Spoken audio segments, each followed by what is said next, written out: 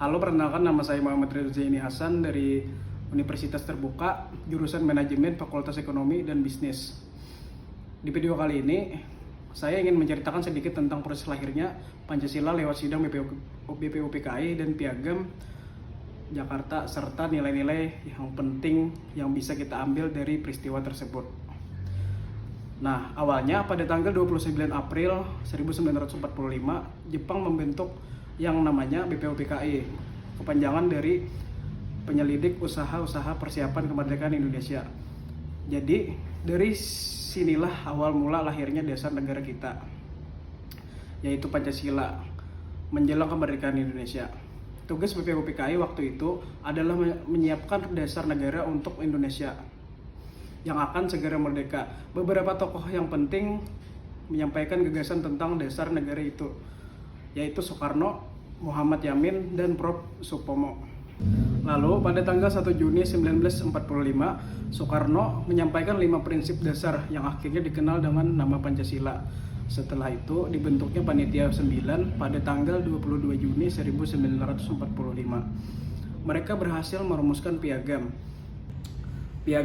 Jakarta yang nantinya jadi dasar dari pembukaan Undang-Undang Dasar 1945. Tapi waktu itu masih ada satu kalimat yang bikin perdebatan, yaitu ketuhanan dengan kewajiban menjalankan syariat Islam bagi pemeluk-pemeluknya. Nah, setelah Indonesia merdeka pada 17 Agustus 1945, kalimat itu dianggap bisa menimbulkan perpecahan, terutama di daerah timur yang mayoritasnya non-muslim. Akhirnya, pas sidang PPKI, kalimat itu diubah jadi ketuhanan yang Maha Esa. Perubahan ini menunjukkan sikap toleransi dan saling menghargai antar umat beragama.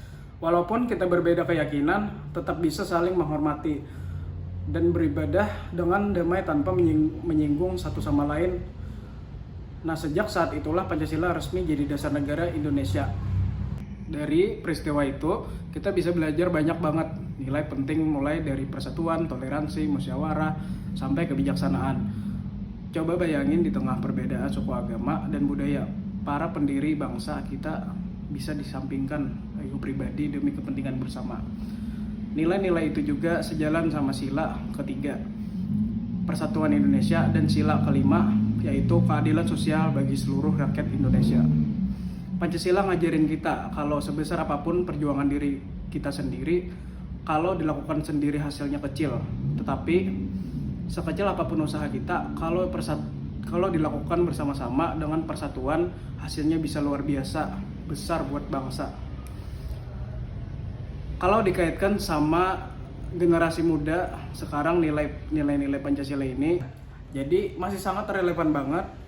Sekarang kan banyak anak muda yang gampang terpengaruh sama isu-isu di media sosial, kadang sampai bikin saling nyalahin, saling hujat, bahkan bikin perpecahan. Padahal para pendiri bangsa udah ngajarin kita lewat Pancasila buat tetap bersatu, berpikir bijak, dan menjaga keadilan sosial bagi semua rakyat Indonesia. Lahirnya Pancasila itu bukan cuma sekedar peristiwa sejarah aja, tapi juga pengingat buat kita semua biar tetap saling memahami, saling menghargai, dan saling menjaga perbedaan. Karena arti Bhinneka Tunggal Ika itu juga sudah jelas, meskipun berbeda, kita tetap satu bangsa Indonesia. Oke, mungkin segitu dulu video dari saya tentang sejarah lahirnya Pancasila dan nilai-nilai yang tergandung di dalamnya.